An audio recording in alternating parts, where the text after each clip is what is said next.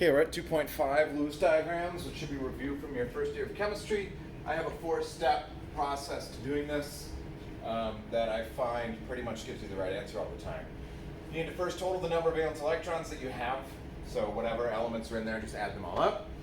Decide on which atom goes in the middle of your molecule. Usually it's the one that there's only one of. Complete the outer atoms octets. So make sure they have 8 dots, well 6 dots and 2 lines to represent 8 electrons around them. Except for hydrogen, that'll only have 2. And then 4, complete the inner atoms octet. But if you run out of electrons between steps 3 and 4, that's when you start doing multiple bonds. So I have this worksheet that I've been using for a decade that I really like, and we'll just keep using it here. So I have CH4, carbon has 4 valence electrons, hydrogen has 1, but there's 4 of them.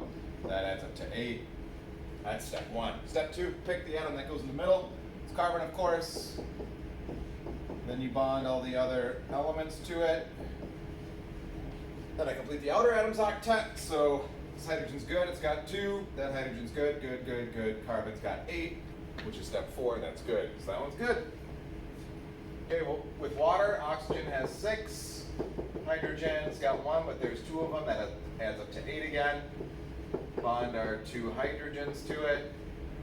This hydrogen's good, it's got 2. That hydrogen's good. Then we move on to the middle one, and right now it only has 4. So now I need to add dots.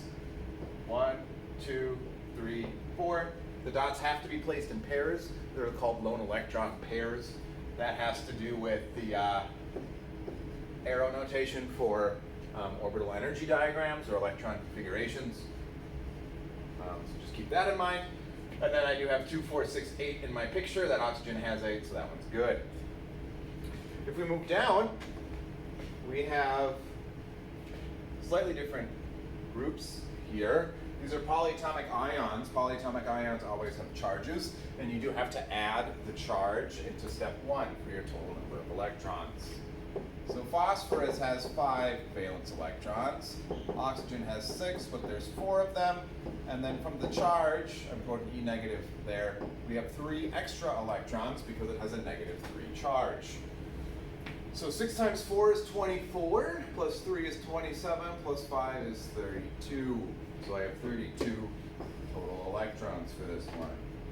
I'll write that here. Okay, then phosphorus goes in the middle because there's only 1 of them. Some of you who may know your chemistry a little bit better, the final answer isn't actually going to be the final answer, but we'll figure that out in a minute here.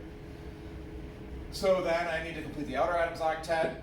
So put 6 dots around each of your oxygens. There, now the outer ones are done, the inner octet, that one's good.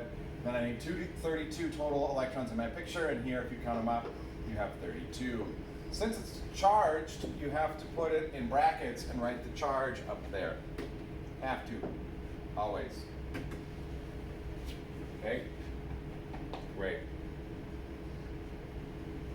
I don't think I need to go over that one anymore. This one has multiple bonds, so here we're going to run out of electrons at some point. Okay, this one, hydrogen's got, we have 1 times 2 is 2. Carbon's got 4, oxygen has 6, that adds up to 12. A hint about which one goes in the middle, because there's only 1 carbon and 1 oxygen, so you might have trouble deciding which one goes in the middle. Carbon always goes in the middle, no exceptions. So I've got 12 electrons in my picture, carbon's in the middle, then you bond all of the elements to it. This hydrogen's good, that hydrogen's good, this oxygen needs dots, that oxygen's good. Now I have 2, 4, 6, 8, 10, 12. I've used all of my electrons, but carbon's octet isn't full. So here is this case where I have run out of electrons.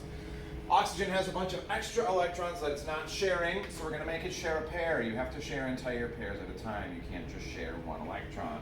So I erase a pair, then I do a double bond. So in doing that, I forced oxygen to share 2 more. So oxygen still can count 8, 2, 4, 6, 8, and then carbon now has 2, 4, 6, 8. So now they're both good. Okay, there's a couple more cases. This one is incomplete octets. So that means the center atom will not have 8. There are many situations where you could force it to have 8. Don't do that. You'll always be told if it's incomplete. Boron's got 3. Chlorine has 7 times 3, which is 21, so that's 24.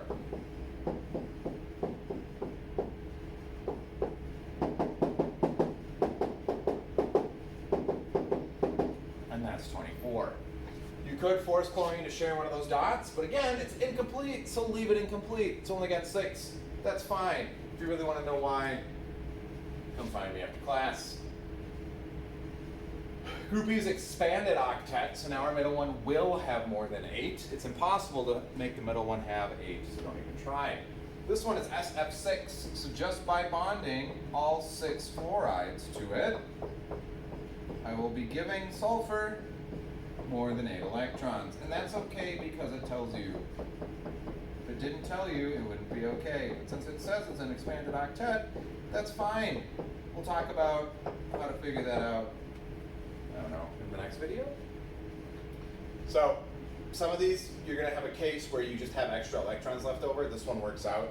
Whatever 8 times 6 is, 48. So this one should have 48 total electrons.